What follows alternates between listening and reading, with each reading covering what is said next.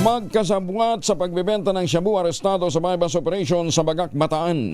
Detalye ng balita mula kay Danny Kumilang, Aris 37. Danny, good morning.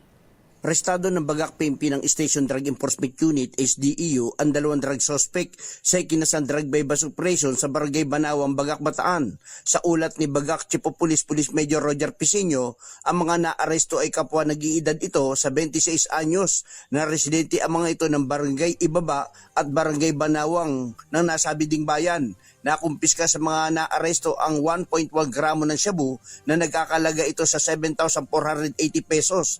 Ayon dito kay Police Major Roger Piseño, matagal na nilang minamanmanan ang mga ito hinggil sa mga sumbong na nakakarating sa kanilang tanggapan, kaya agad sila nagkasa ng bypass operation 4:30 ng madaling araw kahapon at nang magpositibo ay dito na nila ang mga ito inaresto. Patuloy namang umaapila ang Bagak PNP, sila Major Piseño sa mamayan ng Bagak na sino mang may nalalaman na nagbebenta ng droga sa bayang ito ay agad sa kanilang isumbong nang agad matuldukan ang illegal na gawain. Ang mga naaresto ay naharap ngayon sa kasong paglabag sa Republic Act 9165, Comprehensive Dangerous Drug Act of 2002.